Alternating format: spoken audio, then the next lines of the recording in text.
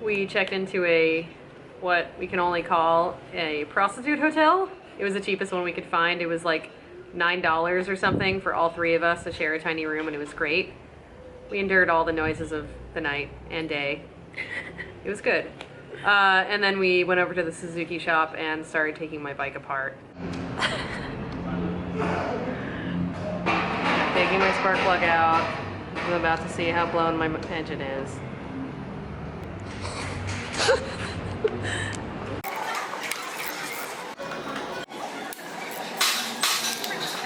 I'm going to try to check my valves, and this one appears to be closed, and we're about to see. See, it's very dry, and that's because I should have done the valve check about 1,000 miles ago. We're having too much fun riding. How does it feel? Like it doesn't want to go in. Let's just check this one. Ooh, yeah. Oh god, it's so good. This one feels really good. It feels like nice and lubed up. See, like this one on the other hand feels like completely fucking closed, like it blew up my engine. Not a good sign. It was 2,000ths, and normally it's supposed to be at least 8,000, so not so good. We decided to dump my oil and take a look at it. It was pretty black, pretty burnt, but fortunately did not have giant fragments of metal in it. So we were hopeful that we could get away with just fixing some shims and get back on the road. Yeah. However, I had some stupid idea that shims were like somewhat universal, and they're not. They're not. And almost no vehicles in Latin America use them. Most of the people we talk to, mechanics and people selling parts, don't even know what they are. So bring shims. A really awesome guy at this one tiny shop on the side of the road. He was like, oh, I know of a great place called Moto Racing. My friend Moto works there. Dude knows his stuff. We were really excited that he knew what shims were and felt confident that he could fix Andrea's bike. Yeah, he even had some shims and he showed them to us. And he had a bunch of larger displacement bikes that were torn apart in his shop, which we took as a good sign.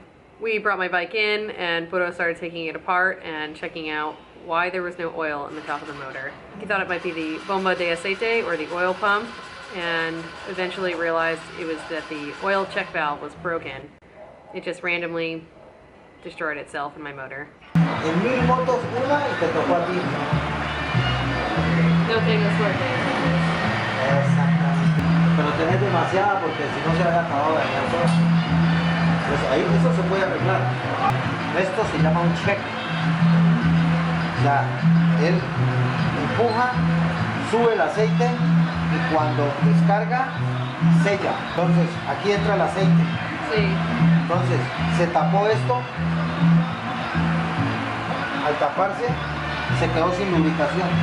So basically there was a domino effect of the check valve breaking, no oil going up to the top, the engine overheating, then the rings failed, the bike lost compression, and essentially that's why my bike stopped running on the death road. Yeah, it had some pretty bad wear inside the cam journals, but he seemed confident he could fix them.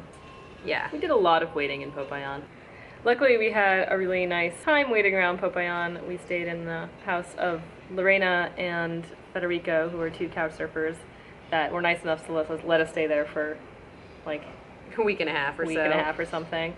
And they're really cool. They moved there from Switzerland and really into building their own furniture. They built a ping pong table, which we're like pros at ping pong now. Matthias utilized their kitchen and made a ton of awesome meals. And we barbecued. Barbecue. La mejor cerveza en Colombia. I painted their dining table for them, but they were very limited to ping pong table colors, so green and white peacock. It's a green and white peacock. Andrea taught them how to ride motorcycles. Oh yeah. Yeah, while my bike was in the shop, I taught them how to ride on Becky's bike. And they're both pretty much pros now, so go get bikes and ride across the states. Because he's safe with it. After the incredible murals of Medellin, walking around Popayan is comparatively dull, because it's known as the White City and everything is painted white. It's also really easy to get lost because there's no landmarks. Yeah. Turn at the white building, across from the white building, and then walk till you get to a white building. It's pretty to visit for like a day or two. There's some really nice trees with some beautiful pink flowers. Yeah. And they do have some political graffiti, It's no murals, but a lot of writing, and we found these particularly interesting. Probably just writing because you didn't want to spend a lot of time on it because it gets painted over pretty quickly. White. There's a really nice hill. Yeah, there's a nice hill. Federico and Lorena took us to a nice hill, and then we looked out and watched the sunset. It's pretty. One day on the way to the shop, we happened upon an incredible street performer. Look at this dude's costume. Best one we've ever seen. And he was so friendly. Yeah, he talked to us for like a half hour. It was great. In between running out into the traffic and doing his shtick.